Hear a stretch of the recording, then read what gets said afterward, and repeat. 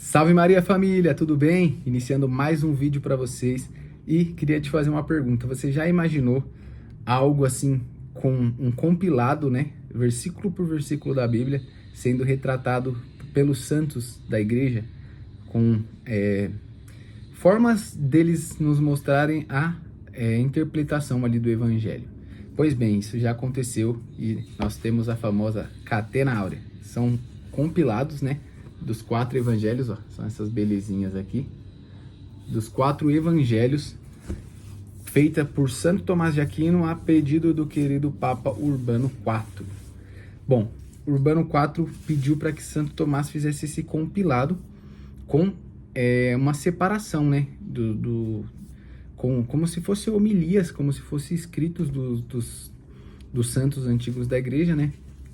Como aqui, deixa eu pegar uns aqui, por exemplo, Santo Agostinho, São João Crisóstomo, Orígenes, São Jerônimo, entre outros santos, né?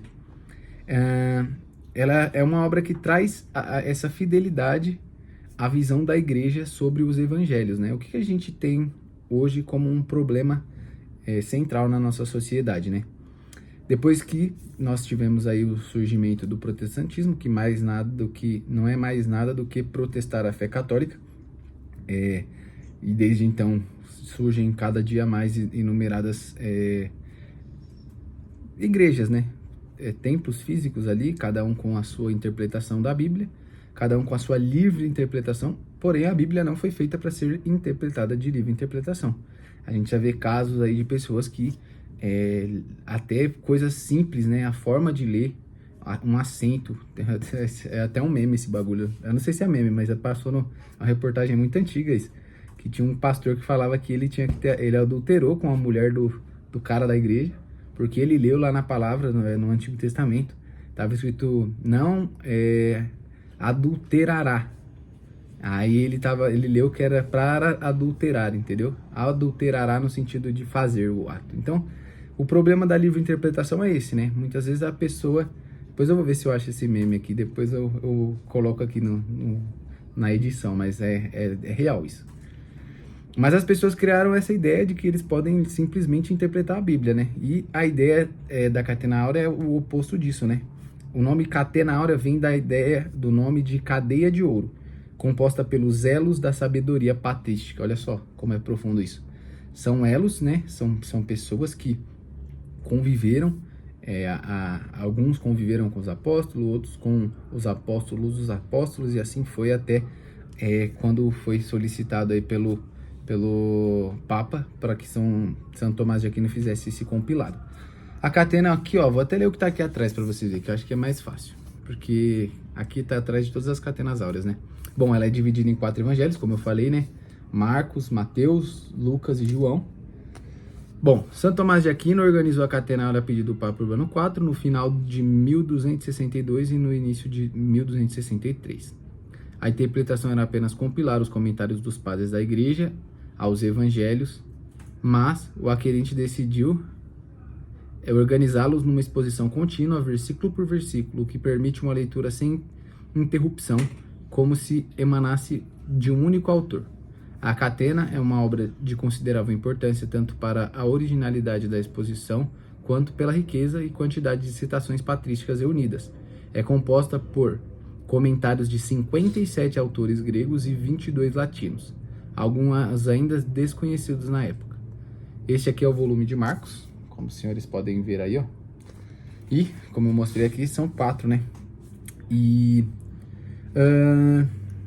agora vamos lá. A pergunta é...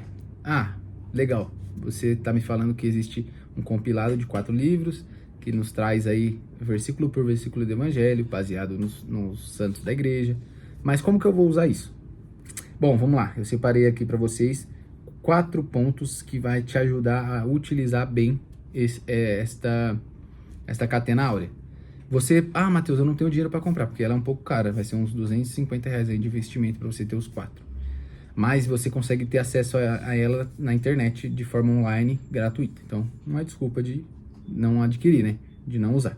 Bom, primeiro, ela vai te ajudar na leitura orante do Evangelho. Muitas vezes a gente lê o Evangelho mas a gente não consegue ter profundidade na hora de meditar aquilo que nós lemos, porque acontece que o nosso imaginário está cada vez mais defasado e destruído por conta das coisas que nós temos vivido nesses últimos tempos, né? Excesso de telas, as pessoas não têm mais foco em realizar as coisas, então você acaba que não consegue ter uma profundidade da sua imaginação para poder contemplar aquilo que você está meditando dentro da palavra. E esse livro ele vai te auxiliar a meditar sobre alguns textos do Evangelho com a interpretação correta. Como eu falei, não é uma coisa que vai sair assim do nada, tipo, pastor fulano de tal disse que essa coisa é assim. Não, não é um pastor, é uma pessoa, é um santo, são vários santos, feito por um santo que está em fiel unidade com a tradição da igreja. Então não é uma interpretação vaga da palavra, é uma coisa que a igreja ensina.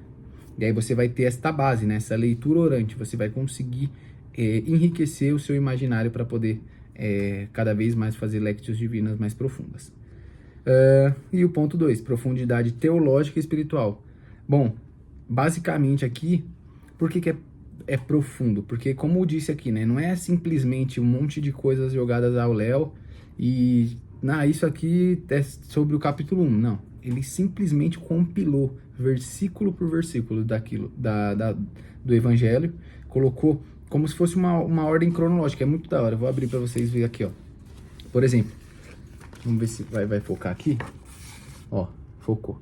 Tá vendo aqui, ó? Aqui é capítulo 13 de São Marcos. Aí aqui vai estar aqui o versículo, Lectio, versículo 1 e 2. Aí vai estar aqui escrito sobre o versículo 1 e 2. Você vai pegar e vai aqui na página, por exemplo, 229, que vai estar a referência, né?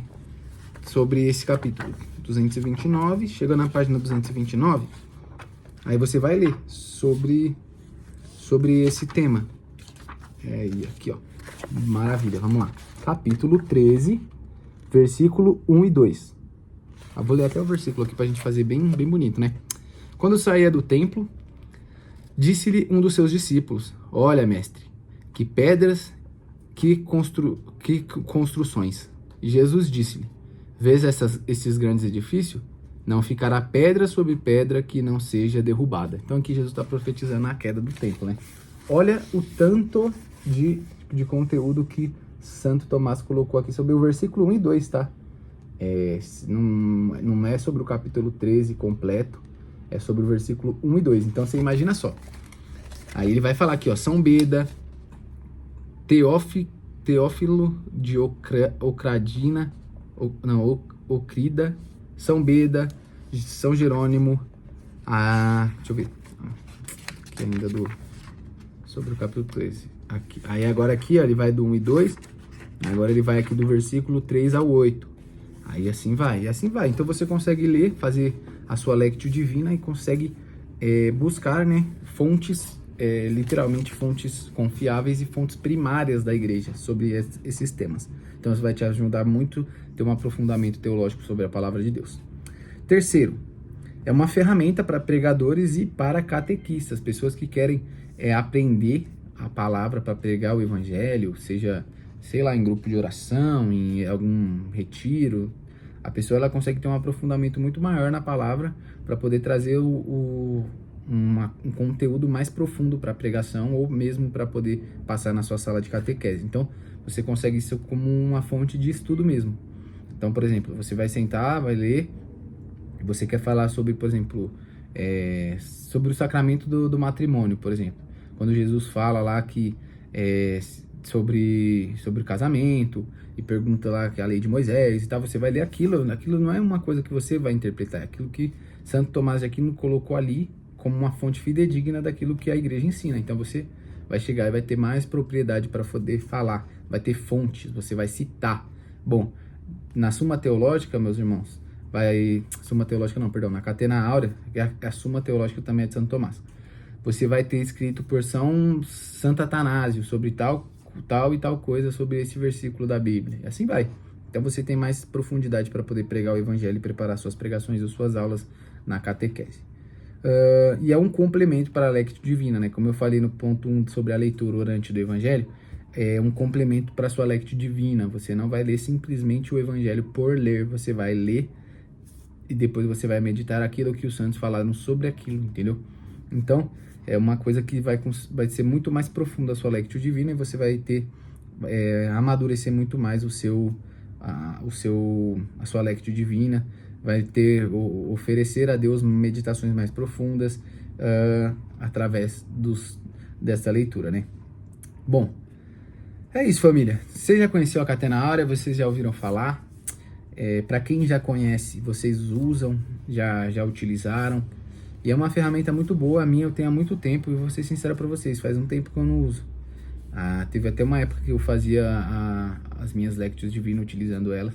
Mas conforme foi aumentando muita a correria das coisas, eu acabei que fazia ali a minha Lectio e não lia. Porque às vezes aqui, gente, vou ser sincero pra você, tem a leitura que é de 5, 6, 7 folhas sobre 2, 3 versículos. Então, é bem extenso.